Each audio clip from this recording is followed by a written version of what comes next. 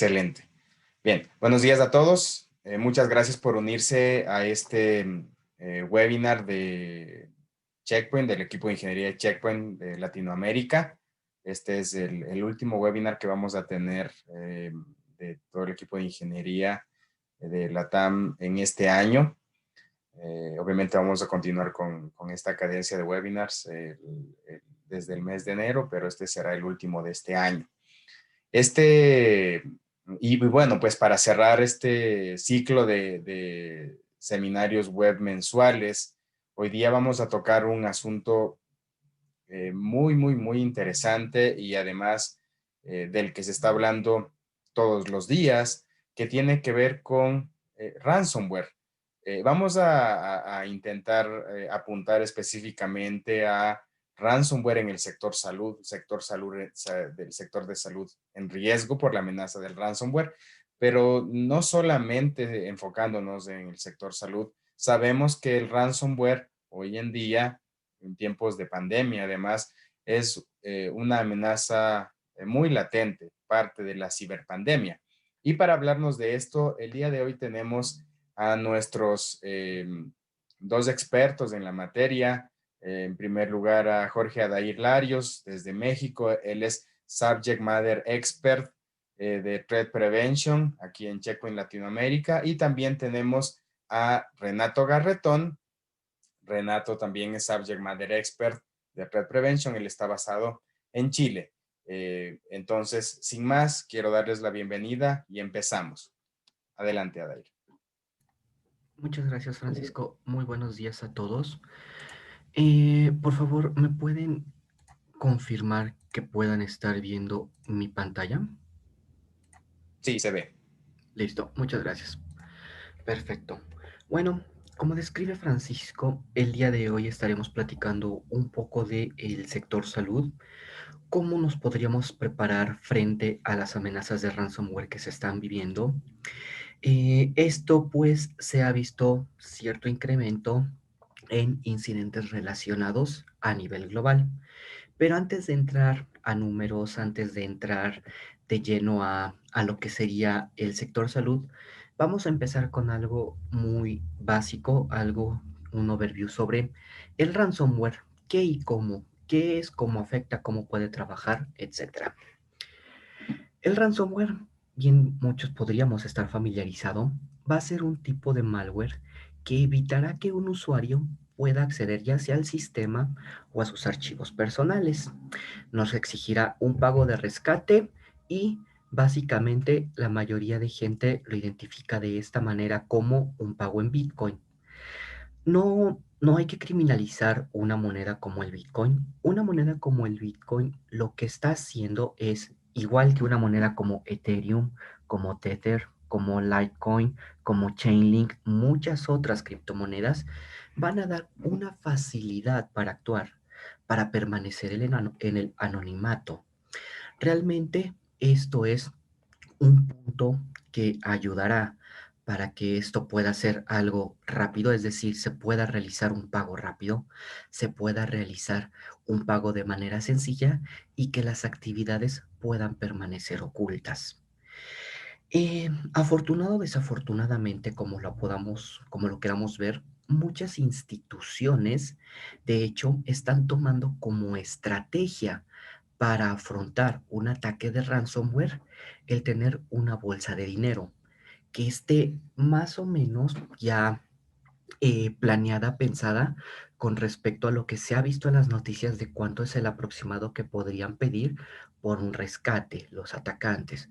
Sin embargo, hay que tratar de no ver la amenaza de ransomware como llega, encripta los archivos, pago y volveré a la normalidad. Es muy difícil saber en primera si el realizar el pago será una garantía de que se nos libere la información.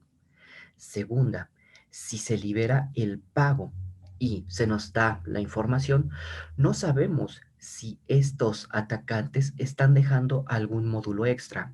por ejemplo, un keylogger, o están dejando algún otro troyano, alguna otra herramienta que puede permanecer dormida hasta que decidan atacar de nuevo. Al fin ya vieron que pagamos o básicamente estén extrayendo más información. El hecho de que nosotros tengamos una estrategia enfocado al pago del rescate tampoco nos libra de que los atacantes, mientras que nosotros realizamos el pago, puedan estar vendiendo esa información en diferentes foros.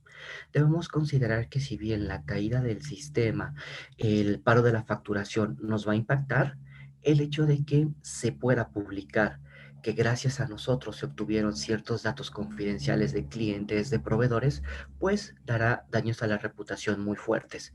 Entonces, no es algo que se deba recomendar el estar preparados para pagar. Tratemos de enfocarnos en tratar de evitar. Recuerden, el hecho de tener el pago no puede ser garantía de que algo más esté pasando o que de algo más pueda pasar. Perdón. El ransomware. ¿Cuáles son las entradas del ransomware? Bueno, las entradas que podemos mapear para el ransomware son los adjuntos por email, que de hecho en esta época de COVID fue un tema muy importante, ya que teníamos esa cantidad enorme de noticias que nos estaban llegando de COVID y no sabíamos si eran o no verdaderas, si podíamos o no confiar. Navegación web. La navegación web muchas veces requerirá que el usuario entre a un sitio y solo eso. Se ejecuta una explotación hacia los navegadores, no hay que hacer nada más y listo, estamos infectados. Por ejemplo, puede ser descargado por otro malware, propagación interna por red, links en email, etcétera.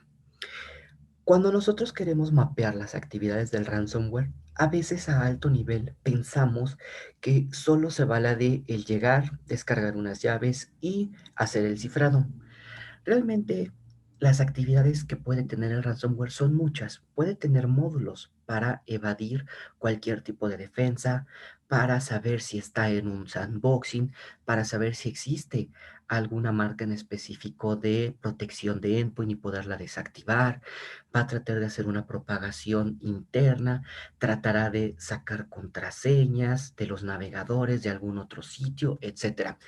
El ransomware cada día se vuelve más complejo. Tratemos de no verlo, tratemos de no encerrarlo en ese concepto de es algo que podría solo llegar, encriptar y listo. Puede ser muy complejo.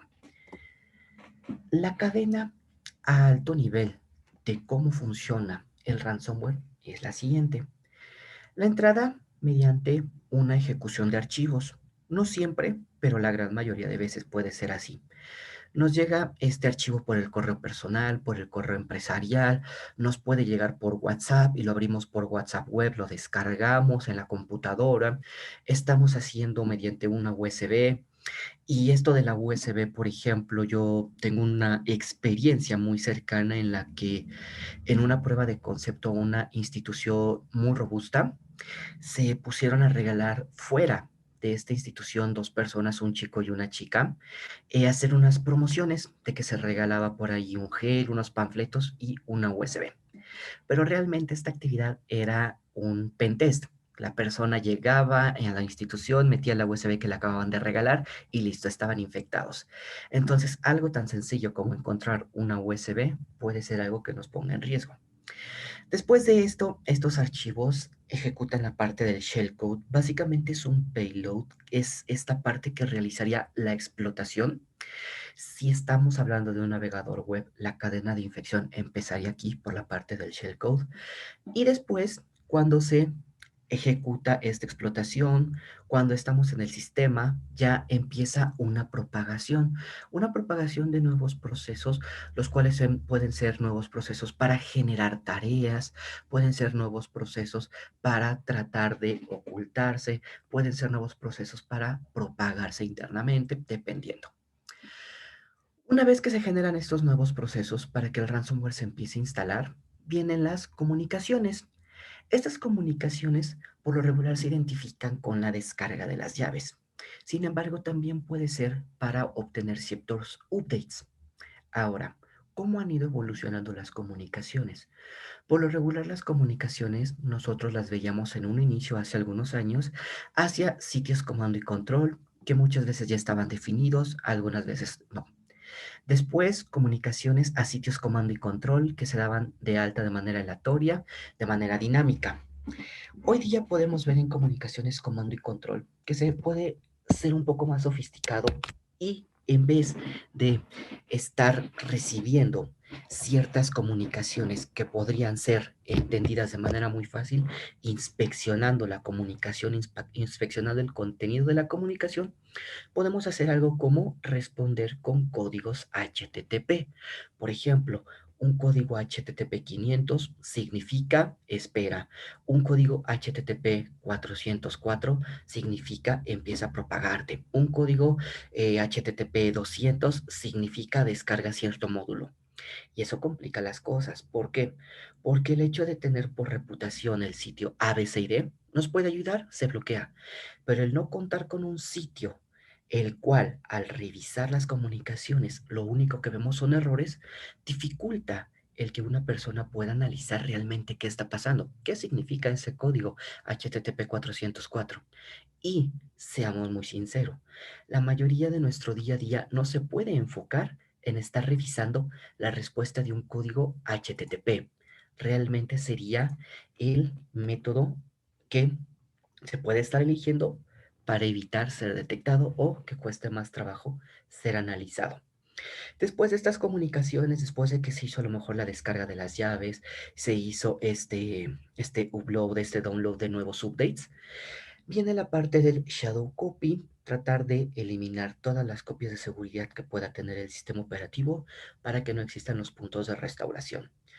Una vez que hemos logrado eso, empezamos el scan de directorios, que pueden ser tanto internos como externos, es decir, a través de red interna, para poder encontrar cuáles serían esos archivos que vamos a encriptar. Una vez que tenemos el update, la llave, ya no hay manera de restaurar, ya hemos investigado cuál es nuestro entorno, ya nos expandimos, listo, estamos justo a punto de iniciar el cifrado, pues realmente esas tareas que nos podrían bloquear a nosotros como atacantes, como ransomware, ya se libraron, listo, viene el cifrado, se dan las instrucciones de pago y la mayoría de veces aquí es donde queda el entendimiento. Ok, el ransomware ha sido ejecutado, estamos infectados, estamos bloqueados, pero ya no investigamos, ya no vemos más allá si a lo mejor durante este tiempo que las instrucciones de pago se están mostrando, tenemos descarga de nuevos módulos. Y estas descargas de nuevos módulos están ahí en caso de que sí se fuera a pagar y se fuera a quitar la, la amenaza. Bueno, perdón, aquí no me reacciona el clic. Ok. Actualmente, hace aproximadamente un mes y medio, los últimos días de octubre, salió un artículo de tres instituciones norteamericanas. Una de ellas es el FBI, otra de ellas es el Department of Health and Human Services y por último el Cybersecurity and Infrastructure Security Agency. Entre estos tres instituciones crearon un estudio, una alerta. El título es John Cybersecurity Advisory, en el cual están uniendo fuerzas y están alertando a las instituciones del sector salud por la cantidad de incidentes que se están teniendo. De hecho, en Estados Unidos, el tema de ransomware, el tema de amenazas hacia el sector salud ocupa el 40% aproximadamente. Aquí las amenazas que mapean son Ryuk, Trickbot, Conti, Bazaar Loader y básicamente estas instituciones ya están uniendo esfuerzos para brindar una serie de recomendaciones, series de guías de hardening, de atención a incidentes relacionados con el malware, debido a que en Estados Unidos el número está incrementando ya de una manera importante. Bueno, antes de pasar a los números de Latinoamérica, me gustaría mostrar esto. Algunas prácticas comunes. Estas prácticas no necesariamente tienen que ser relacionadas con ustedes, pues recuerden, estamos a nivel Latinoamérica.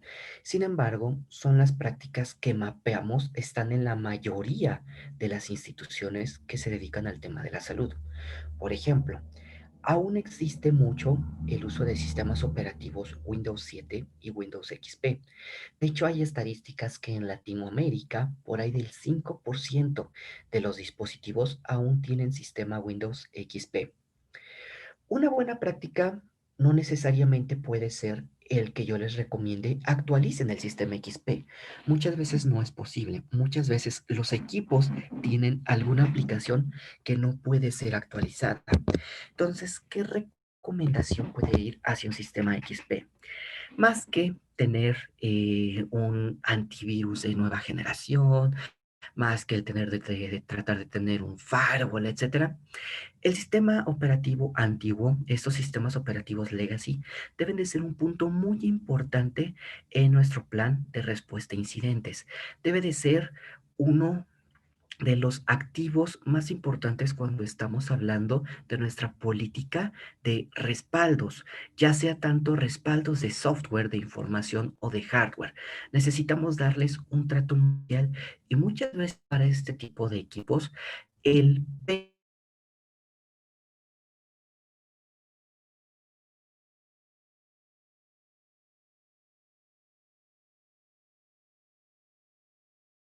es la parte de RDP habilitado. Ustedes han visto, esto puede ser una práctica muy peligrosa, ya que aquí estamos hablando de explotaciones que no necesitan la intervención o el descuido de algún usuario para que se tenga una infección. Uso del navegador Internet Explorer. La mayoría de los sistemas, y no solo en el sector salud, la mayoría de los sistemas de facturación, ya sea de nómina, etcétera, por lo regular son creados para que tengan una compatibilidad con Internet Explorer. Sin embargo, ¿esto qué provoca? Esto lo que provoca es que también la gente, al estar acostumbrados a hacer la navegación en el navegador Internet Explorer, pues si no tienen restricciones de navegación hacia sitios como YouTube, como Facebook, pues utilicen esa misma parte de Internet Explorer para estar navegando en sus ratos libres. Recordemos, Internet Explorer es un navegador extremadamente vulnerable. Eso, de igual manera, pone en riesgo la institución.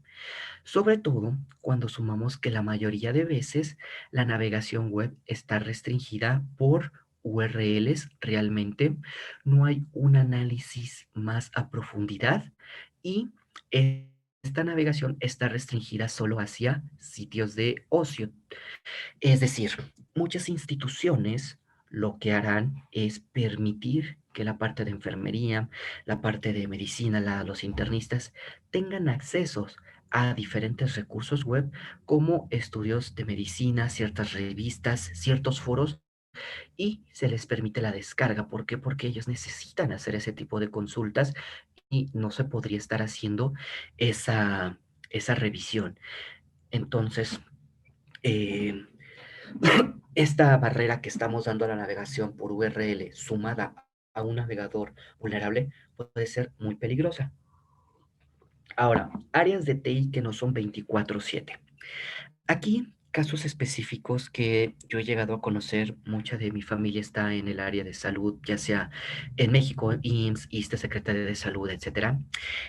Algo que ven es cuando no hay un área de TI 24/7, lo que puede llegar a pasar en un sábado a domingo, si bien podría no ser crítico de manera inmediata, puede tener una gran afectación. Por ejemplo, muchas áreas dentro de un mismo hospital pueden ser totalmente dependientes de los sistemas, mientras que en algunas otras áreas se tiene una mezcla del trabajo entre que imprimimos los expedientes de los pacientes y a veces trabajamos en los propios sistemas. Esto, pues, en México, por ejemplo, en estos sistemas de salud que les comento, la gente está acostumbrada a trabajar así y no por buena práctica, sino por caídas muy constantes del sistema. Entonces, ¿qué pasa cuando un fin de semana de sábado a domingo no hay sistema? Muchas veces se retrasan los ingresos, muchas veces se retrasa el que se pueda llevar a un laboratorio a la persona y esto empieza a acumular el trabajo. Imaginemos un ataque que deja fuera todos los sistemas de un hospital tratándose de domingo a lunes o de sábado a domingo. Cómo esto puede ir acumulando la carga de trabajo. Recordemos, aquí al menos en ciertas áreas del sector salud, un internista puede tener hasta 50 pacientes, de 30 a 50 pacientes. Entonces, la carga de trabajo que le implicaría el no tener un sistema para captura de datos, el tener que estar buscando cómo imprimir el expediente, el ver cómo puedo mandar a alguien a un laboratorio para poder determinar un resultado. De esa manera puede impactar en un fin de semana el que no se tenga un área de TI que pudiera apoyar ante una emergencia. A esto sumemos algo como eh, muchas veces no se tienen restricciones de USBs, es decir, las personas que llegan ahí pueden estar metiendo por USB para pasar de computadora a computadora la información, fuera de que pudieran sustraer los datos de los pacientes porque pueden copiar y pegar de los sistemas, prácticamente están ahí metiendo el riesgo de cualquier dispositivo externo es capaz de ejecutarse. Bueno, estas son algunas prácticas comunes. No he puesto que sean malas prácticas porque muchas de esas prácticas se moldean de acuerdo a lo que tenemos como sistemas y al cómo se da la operación diaria en un hospital. Sería muy difícil hacer otro tipo de políticas que puedan estar bloqueando el día a día de los usuarios. Ahora sí, ¿cómo va a repercutir? ¿Cómo están los números en América Latina? Bueno, si estamos hablando única y exclusivamente del sector salud en América Latina, a inicios de año, a mediados de año, perdón, había una pequeña diferencia entre unos 100 ataques en promedio entre las instituciones latinoamericanas y las instituciones globales. El día de hoy, si se dan cuenta, tenemos aproximadamente 774 ataques promedios hacia cada empresa de este sector por semana, mientras que el promedio global es 537. Es decir, en América Latina, el sector salud está siendo atacado en promedio más que el sector salud en el resto del mundo. Si bien no viene al caso de momento, les podemos decir que cuando hablamos de la parte de Latinoamérica y presentamos estadísticas, por lo regular presentamos cada semana, cada 15 días con diferentes clientes. Algo muy común es que América Latina, independientemente del sector, por lo regular está arriba del promedio de las instituciones en cuanto a ataques. ¿Por qué? Porque como atacantes saben que muchas empresas no invierten para tener la parte de seguridad. Entonces es un buen punto para probar. También saben que las legislaciones no son muy severas. Entonces, si empezaran a investigar, muy posiblemente no lleguen hasta donde estoy. Y tercera, si la institución sufre un ataque, muy probablemente no invertirá dinero por ella misma para poder investigarme. Estoy un poco más a salvo. Esos pueden ser uno de los motivos por los cuales América Latina, por ejemplo África, son puntos muy interesantes para estar atacando. Tenemos esas falencias. Ahora, dentro de los ataques que se dan en América Latina, de hecho, el 60% de los archivos que son maliciosos que llegan a estas instituciones, el 60% sería por correo electrónico. Y con respecto a los números del ransomware, básicamente dentro de los últimos 90 días, una de cada 35 organizaciones en Latinoamérica del sector salud han tenido un incidente por ransomware. Antes de estos 90 días, el número era 1/45, es decir, se sigue haciendo pequeño. Ahora, ¿cómo está el tema de coronavirus? A inicios de la pandemia, cuando estábamos por ahí de marzo, abril, los números que teníamos sobre dominios y sobre ataques relacionados con el coronavirus tuvieron su máximo apogeo. Realmente, en la parte de Checkpoint Research hemos identificado que estos números han bajado, es decir, el registro de dominios que se tenía con respecto al coronavirus ha bajado, el número de ataques registrados ha bajado. Cuando estuvimos en esos meses, a mí, en mi experiencia personal, de hecho, a mí me consta que la mayoría de ataques entraban por correo electrónico, La, la parte más difícil para el sector salud no era si te llegaban correos de COVID o no, sino cuáles eran verdaderos y cuáles no. Para una empresa de construcción, para una empresa de carros, por ejemplo, que te llegue una campaña relacionada con el COVID, puede ser algo que identifiques. Pues por lo regular no me llegan ese tipo de informaciones, pero para el sector salud algo que vivimos fue, es que yo necesito información de COVID, yo necesito saber qué está pasando con COVID, entonces necesito plantear una herramienta a nivel de mi correo electrónico que me ayude a discriminar qué es un phishing, qué es un malware de esto que tiene que ver relacionado con COVID. Prácticamente eso es lo que estuvimos trabajando en esas épocas, la protección para mucho correo entrante relacionado con COVID. Ahora, si ahorita bien ha estado bajando, yo en mi muy personal manera de ver, creo que podríamos tener un repunte cuando empiece la vacunación, cuando empiecen el tema de las vacunas en los diferentes países de Latinoamérica, cuando ya se formalice, cuando empiecen las campañas, creo que podríamos tener por ahí cierta serie de noticias, otra vez dominios, otra vez aplicaciones para tratar de, ya sea especular sobre las vacunas o tratar de informar sobre las vacunas, pero en realidad podrían ser este tipo de trampas, este tipo de ataques. Los números de los países más atacados. Bueno, en los últimos días, en los últimos 30 días, los países que más se han visto atacados del sector salud en Latinoamérica son Ecuador, Colombia, Jamaica y México. Y Bolivia, perdón. Básicamente, cuando estamos hablando de el sector salud, las principales amenazas serán fuera del continente. Cuando estamos hablando de todo lo que es Latinoamérica, sin necesidad de entrar a detalle al sector salud, de hecho, los países que más están atacando son países de Latinoamérica. Entonces, hacia el sector salud, les podemos decir, la mayoría de ataques detectados son de Asia, son de Europa. Básicamente, este es el top 5 de los países que en los últimos días han sido atacados en la región, en el sector. Ahora, ¿cuál es el ransomware que más ha estado atacando? En este caso, vamos a tener tres, que de hecho aquí con Renato vamos a entrar a profundidad con ellos. Sería Maze, sería Ryuk y sería Sodino Kibi. Entonces, con Renato, y aquí amigo, voy a parar poco la compartición, entraremos más a detalle sobre estas amenazas. Adelante, estimado. Hola, buenas. Espero que me puedan escuchar bien. Voy a compartir mi pantalla ahora en un segundo. Me avisan si se puede ver. ¿Se ve, cierto, Jorge? Listo, sin problema, listo, listo. Perfecto, gracias. Bueno, lo que tenemos acá es un reporte forense que es sacado justamente de una de nuestras herramientas, SandBlast Agent, que es una herramienta que también hay una pequeña demostración del módulo anti-ransomware que vamos a hacer al final.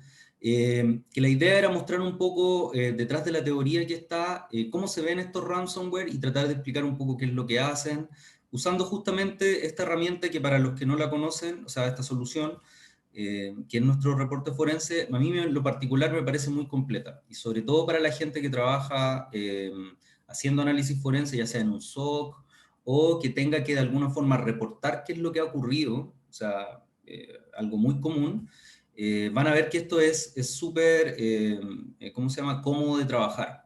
De hecho, voy a hacer un pequeño movimiento acá del Zoom, ¿ok? Podemos repasar el reporte del ataque. Este reporte se extrae, yo aquí tengo corriendo una solución de nuestra, ¿cierto?, de seguridad, donde está corriendo el módulo de anti-ransomware, que el cual estos reportes pueden ver locales, si es que estoy revisando local en el equipo, o puedo, ¿cierto?, una vez que estoy bajo ataque, poder lograr y tomar esta información desde la consola de administración, ¿ya? Entonces, estos mismos reportes se pueden generar desde aquí o los puedo abrir en este caso también a los que les interese como revisar por curiosidad. Nosotros tenemos un listado y estos reportes ustedes lo pueden encontrar también en internet. De hecho, esta es una URL a la cual ustedes pueden acceder y tendrían la misma impresión, o más que la misma impresión, podrían tener el mismo reporte que tendrían si tienen la solución instalada. Entonces, primero decir que todo es muy cliqueable, casi todos los objetos que están acá se pueden hacer clic, y yo puedo expandir, ¿cierto?, la información que me está entregando para así poder, ¿cierto?, hacer el análisis correspondiente. Por ejemplo, voy a hacer un resumen primero de todo, un poquito por arriba, y después voy a profundizar en algunos puntos. No se olviden que está el Q&A, y que si quieren hacer alguna pregunta, porfa, háganla por ahí, ¿ya? Yo voy a tratar de responderla si es que hay alguna, ahí de pronto Jorge me ayuda si es que no estoy mirando y hay algo que quieran que responda ahora. Lo primero, decir que nos va a entregar el estado del ransomware. En este caso podría ser otro malware, en este caso es un ransomware, ya vamos a ver por qué. Por ejemplo, acá tengo otro reporte, por si acaso el reporte de Ryuk, que es uno de los ransomware más populares que hay ahora y que fue uno de los que mostró Jorge. Y acá tengo por si acaso el del Sodinokibi, ya que en particular en Latinoamérica, sobre todo en el Cono Sur, que es la región que veo yo, ha tenido mucha popularidad y ha afectado a varias instituciones bien grandes, ¿ya? En Chile, en Argentina, en Perú, ha atacado harto, ¿ya? Pero voy a ocupar este primero Ryuk para que vean el estado es activo. Siempre vamos a poder ver cuál es el estado del ransomware, la familia a la cual pertenece. Es muy importante saber de pronto a qué familia pertenece el ransomware. Al contrario de lo que creen muchas personas, cuando a ti te atacan con un ransomware o cuando hacen ataques con ransomware, normalmente existen pequeñas modificaciones que se le hacen al ransomware para presentar la información y todo eso, pero la familia, o sea, el ransomware, el código en sí, es el mismo. Y esto es porque existe esta mala concepción de que cuando hackean una institución es como que prepararon todo desde cero y programaron el ransomware. La realidad es que normalmente los compran. Entonces, este mismo ransomware, como es popular, se distribuye a través de D-Web, y diferentes cibercriminales lo van comprando y lo van simplemente cambiando. Le ponen un poco más de ofuscación o ponen el punto de acceso, obviamente modifican el rescate, ¿cierto?, para que les llegue los Bitcoin a ellos. Pero por eso es importante conocer la familia de cualquier malware, porque eso me va a ayudar a que yo pueda, ¿cierto?, identificarlo y de esa forma poder mitigarlo también de manera más sencilla. Nosotros hacemos esto a través de Malware DNA, no me voy a expandir mucho en esto, pero lo que hacemos es mirar el assembler del malware en runtime, y con eso podemos determinar, en base a patrones, a qué familia de malware pertenece. La severidad, obviamente, del ataque en este caso, y podemos ver cuál es el módulo que lo detectó, ¿ya? En este caso, el Behavioral Guard, que es algo muy común en los ransomware, justamente por esta ofuscación, y en esto también hay que ser un poco claro de que yo soy de la idea al menos de que hay que estar preparado para evitar que el ransomware explote, pero hay que estar preparado también para qué hacer si es que se logra bypassear algún control de seguridad. Y el Behavioral Guard es un módulo que tenemos que lo que hace es analizar por comportamiento. Entonces, cuando ve que se empiezan a encriptar archivos, cuando ve que empieza a ocurrir algo que no es común, frena esos procesos, los pone en cuarentena e inicia una restauración de esos archivos los que pueda restaurar, ¿ya? Obviamente esto es cliqueable, después ya lo vamos a ver. Está, bueno, el trigger, ¿cierto? La protección que lo bloqueó, el usuario afectado, bien importante, pues, sobre todo cuando tratamos de ver el entry point, estadísticas respecto al ataque, puedo ver el impacto en el negocio de inmediato. Entonces es muy bueno que yo tengo el reporte y puedo de inmediato ver cómo, oye, se robaron tantas credenciales, tanta data se cambió, tanta data se perdió. Puedo ver los tipos de ataque, por ejemplo, si estoy en un ambiente bancario, puedo ver el tipo de ransomware, si es que es bancario o no, o en el caso de sector salud, puedo ver efectivamente si es que es un ransomware, un troyano, que ojo que en el sector salud, una de las cosas más críticas es, ¿cierto?, mantener la infraestructura funcionando, porque, o sea, lo que no queremos es que la infraestructura crítica ¿cierto?, de los hospitales o de la clínica dejen de funcionar, ¿ya? Hay muchas cosas conectadas a internet, ¿cierto? Desde, no sé, las máquinas de rayos, ¿cierto? he visto por ahí, hace poco vi un exploit, ¿cierto?, de la máquina de bombear, no es la de bombear oxígeno, ahí la gente de salud se va a reír, las que hacen como cuando uno tiene un bypass de corazón, ¿cierto? No me acuerdo el nombre, pero bueno. La parte de remediación también importante, ver qué es lo que se pudo recuperar, qué es lo que se pudo restaurar o no. El entry point, que esto lo vamos a ver en detalle, y bueno, acá tengo algunos network maps, ¿cierto? Y un framework de Mitre. Ahora, ¿qué puedo hacer yo con este reporte y cómo puedo analizar yo cómo funcionan, o sea, ver yo qué es lo que hacen estos ransomware? Por ejemplo, algo interesante es poder ver un tree del ataque, que me permite ver todos los procesos que se ejecutaron durante el ataque. Y esto es bien útil cuando, sobre todo si me están haciendo algún ataque específico, que en sector salud hemos visto que puede ocurrir. De hecho, en ambientes bancarios ocurre mucho donde se targetea cierto tipo de equipo o el ransomware muchas veces es una especie de bomba de humo para realizar otro ataque. Entonces, muchas veces aquí en el mismo ransomware podemos ver las tareas que ejecuta para ver a dónde accedió y qué fue lo que hizo y si se accedió a otra parte más. Entonces, se dan cuenta aquí, podemos ver que el flujo del ataque va por acá, puedo hacer clic y ver cuál es el comando que se ejecuta específico, ¿cierto? En este caso vemos que se está ejecutando un archivo .bat, entonces puedo ir a revisar ese archivo .bat a ver qué es lo que tiene, ¿cierto? Y de esa forma puedo ir yo avanzando en ver qué es lo que el ransomware hizo.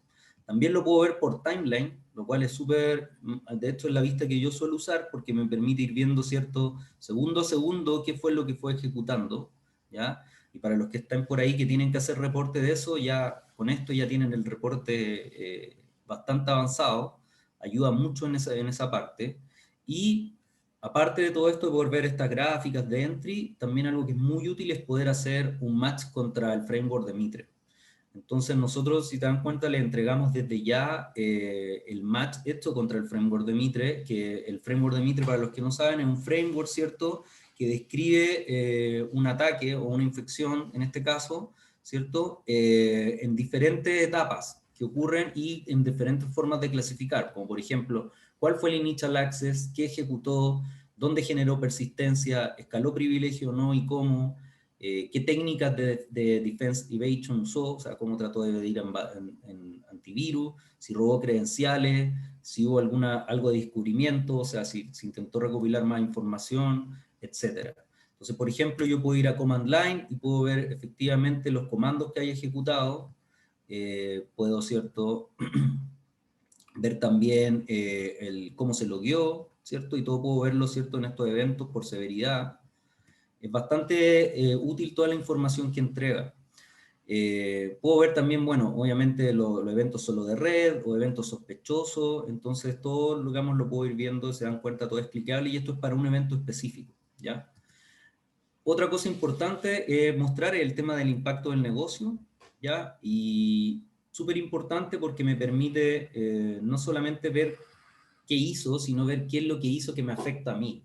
O sea, si hubieron credenciales que se pudieron robar, si hubieron eventos de data tampering decir que hubo data que se cambió, que es que de alguna forma cambió alguna configuración, ¿cierto? O archivos que se hayan perdido, ¿ya?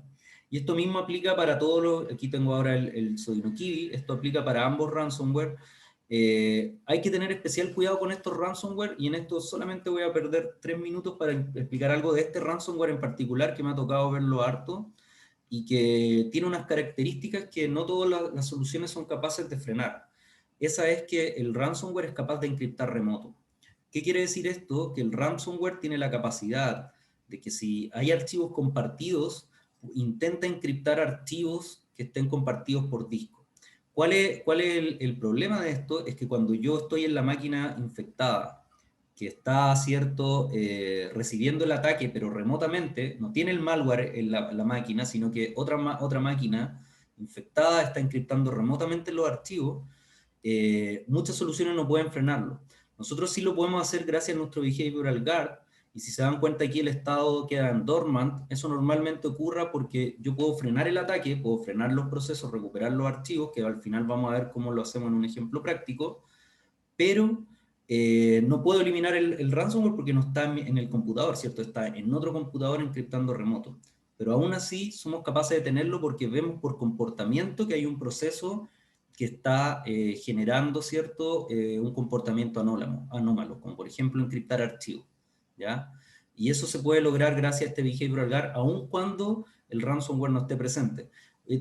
Cada vez sacan técnicas más increíbles, esa es una de esas, y de hecho es algo que, que genera muchos problemas.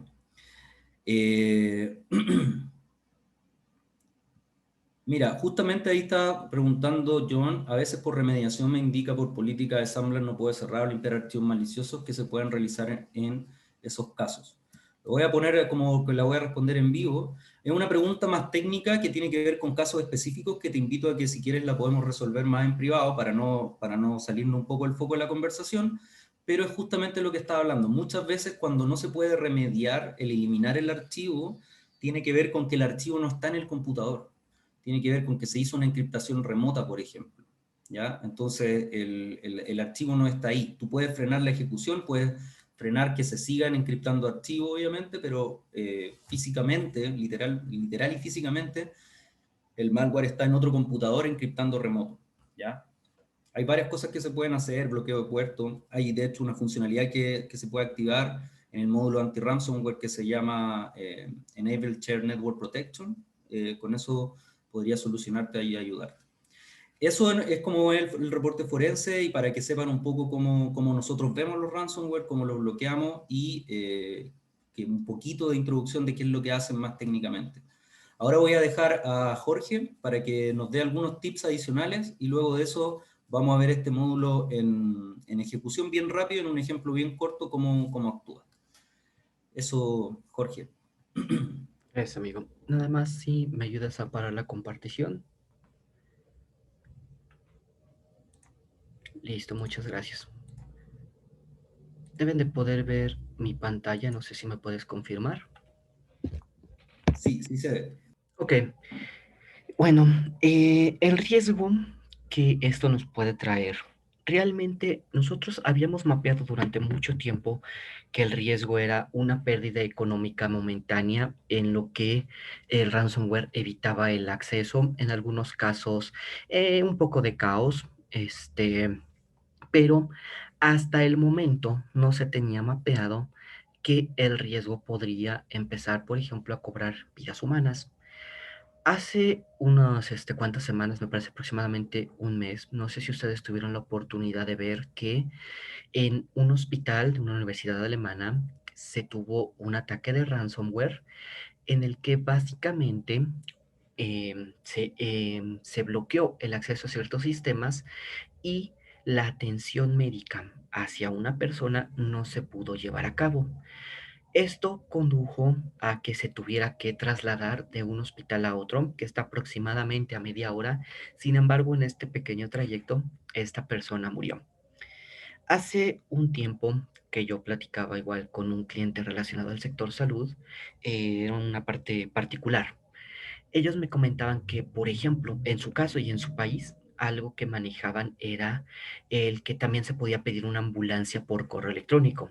Yo en lo personal nunca lo había hecho, yo sí me iría más por el tema de un teléfono, pero ellos me mencionaban, es que aquí, por ejemplo, podemos tener solicitudes o internamente podemos tener una solicitud por correo electrónico.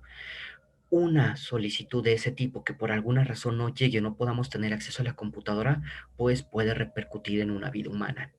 Bueno, esto es hasta dónde podría llegar el riesgo, y más que ser alarmista, porque no es mi intención ser alarmista, es simplemente que podamos ampliar cuál puede ser el impacto de un ataque, y que al ampliarlo también podamos trabajar en cómo se va a dar respuesta hacia ese tipo de incidentes. Ahora, existe otra, otra nueva modalidad, que es mientras se paga o no el rescate por la información, los atacantes están vendiendo esta información o la están subastando en diferentes foros. Por ejemplo, aquí tenemos Logbit, este es un blog, este es un foro. De hecho, si se dan cuenta, el segundo es una institución conocida de este lado de en México. Prácticamente aquí se han subido diferentes instituciones que han tenido ransomware. Este es un blog público. Básicamente es subastamos la información independientemente de que si pagues o no. Por eso lo que yo comentaba al inicio, el tratar de tener una estrategia enfocada al pago no puede ser realmente lo mejor, porque podrían estar fugando la información, porque podrían estar dejando nuevas funcionalidades. Algunas recomendaciones que nos gustaría dar fuera de las tradicionales como firmas en tu firewall, tu IPS, el anti-malware, etcétera. Estas son algunas recomendaciones que van más hacia lo que podría ser una respuesta al incidente. Renato dijo de manera muy clara, lo mejor es prevenir. Sin embargo, cuando algo se llega a materializar, hay que estar preparado. Unas recomendaciones pueden ser que se unan con organizaciones de ciberseguridad, ya sea para el intercambio de información o para seguir tendencias, seguir noticias. También por el parte de copias de seguridad, importante, la copia de seguridad no debe de ser el foco de nuestra estrategia, debe de ser una más de nuestras, perdón, debe de ser una más de nuestras soluciones para el que podría ser un incidente. Cuando hablamos de una estrategia enfocada hacia copias de seguridad, debemos de tener una estrategia probada periódicamente. Podemos utilizar algunas reglas como por ejemplo tener copias de respaldo, unas 3 copias de respaldo que guarden los datos críticos en 2 tipos diferentes de medios y al menos uno de ellos podría estar fuera de línea.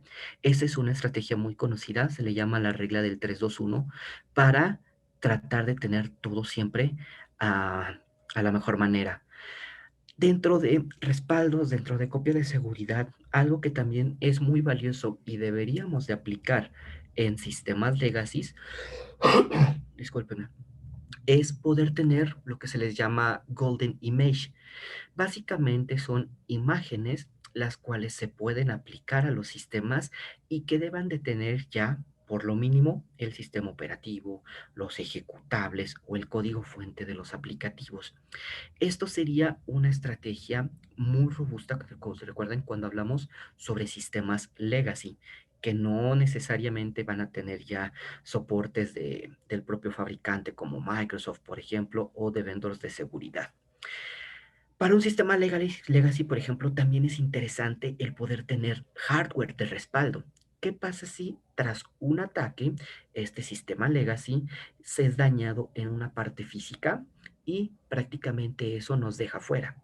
Es recomendable también tener algún hardware de respaldo para poder reconstruir un sistema en el caso de que el incidente llegara hasta esas repercusiones.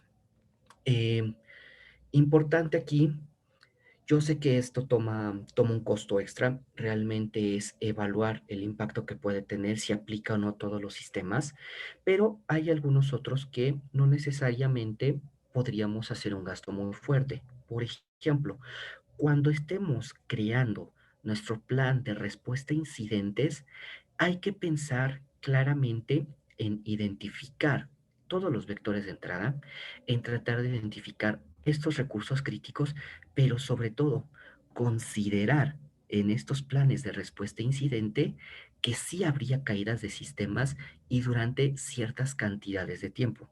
Lo que yo les digo aquí, en México se da mucho este trabajo mixto entre la impresión de los expedientes, entre el tener el sistema arriba, no por buena práctica, sino porque así es realmente lo que ha tocado vivir, lo que ha tocado que como esté constituido.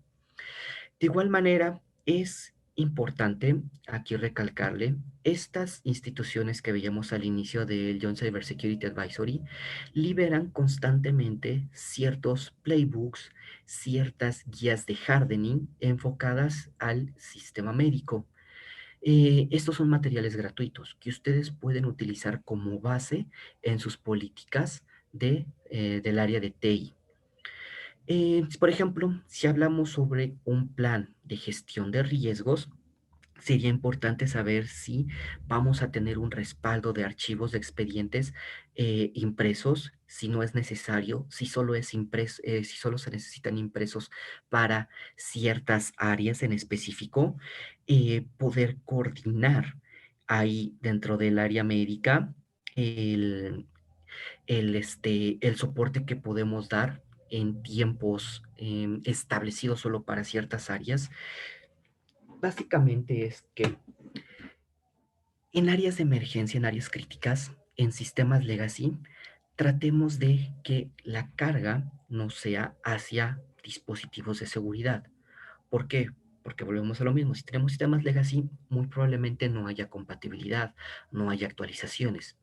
Si en general la seguridad informática realmente se define como un proceso, no como una herramienta, debemos de tener muchas consideraciones a esa hora. Por ejemplo, un proceso de hardening adecuado hacia dispositivos que puedan ser especiales, dispositivos que puedan ser legacy. De igual manera, no nada más tenemos los benchmarks del CIS.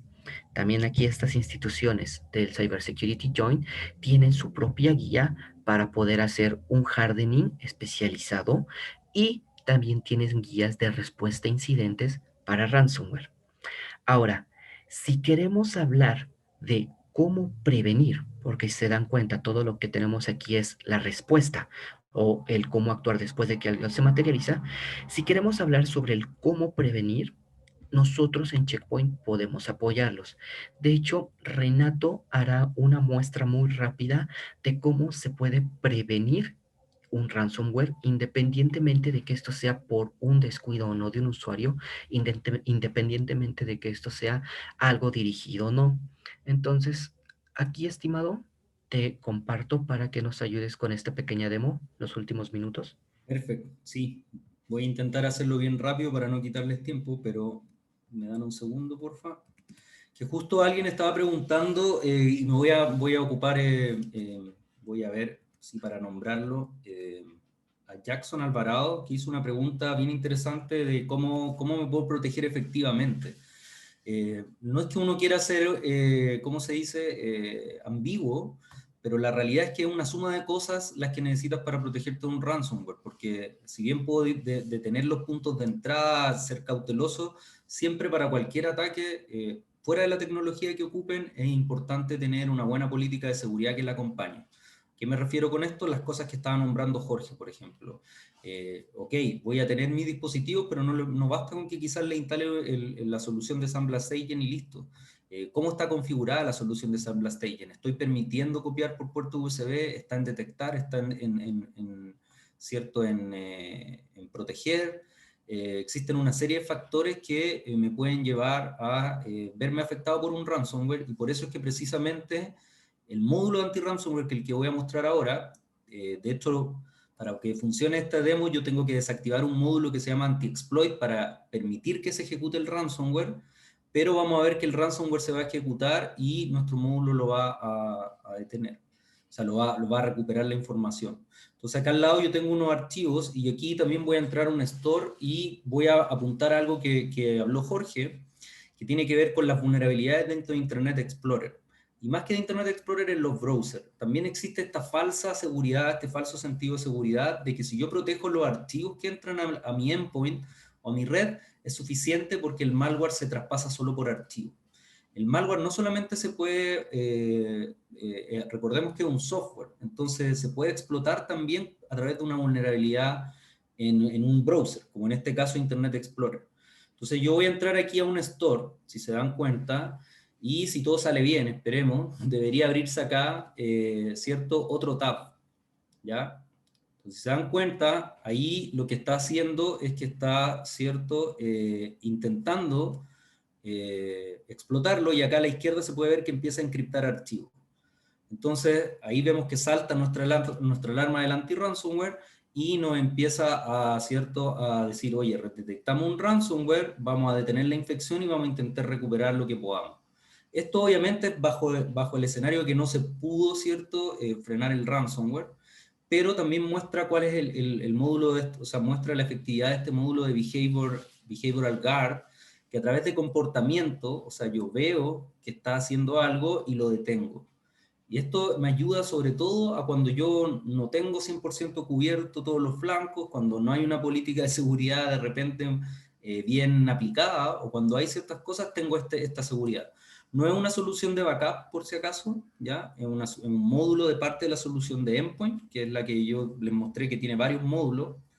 No solamente el anti-ransomware, tiene también el behavioral guard, que es el que estábamos hablando, el anti-exploit, el anti-malware tradicional, firewall, control de aplicaciones, URL filtering, etc. Ahí vemos que ya está recuperando los archivos, pero lo que queremos mostrar en el fondo es que esto se puede prevenir y las herramientas están, ¿ya? La cosa es aplicarlas como corresponde y, cierto, tener una buena política que lo acompañe. Vemos que se restauraron 14 archivos y ahora veo para acá y esto ya está restaurado.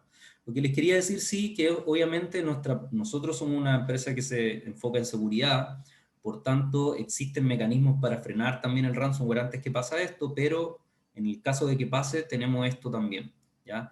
Yo defino en todo caso qué archivos quiero tener, que son los archivos importantes, cuáles deseo tener en este como especie de backup, que lo que hace es justamente restaurar solamente bajo un ataque.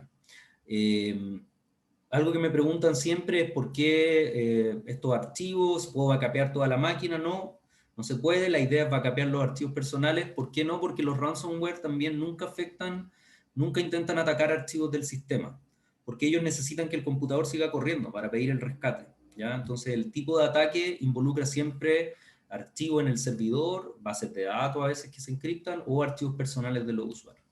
Entonces, de esa forma, pueden ver que el reporte forense, o sea, de este mismo ataque, tiene, cierto, también un reporte forense asociado, que es el mismo que les mostré, el cual yo puedo abrir directamente acá. Entonces, si se dan cuenta, el endpoint anti-ransomware fue el que triggeró, o sea, el que detectó el ataque. Vimos que era un WannaCry, ¿cierto? Que fue limpiado, ¿cierto? Y puedo ver la data que afectó y en este caso cómo se restauraron los archivos.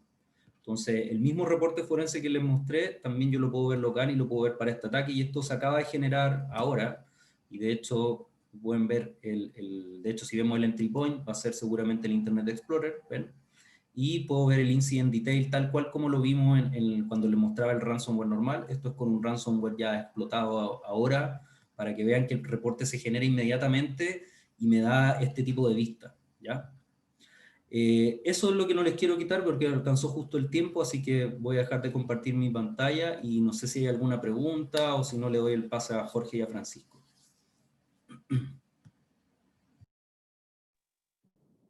Gracias, Renato. No sé si haya preguntas adicionales. Tuvimos un par de preguntas en la sesión. De todas formas, si no hay preguntas adicionales y en honor al tiempo, estamos terminando justo en tiempo, excelente. Comentarles que esta sesión estará disponible en Checkmates en español, así que si quieren verla, si quieren revisarla de nuevo, van a poder encontrarla en Checkmates probablemente hoy más tarde o el día de mañana ya está disponible la grabación de la sesión en Checkmates en español. Bien, sin más, muchas gracias Renato, muchas gracias Adair, excelente presentación. Y a ustedes, muchas gracias por su participación y espero que sigan manteniéndose seguros y si no nos vemos antes, que tengan felices fiestas. Hasta luego. Hasta luego, que estén bien.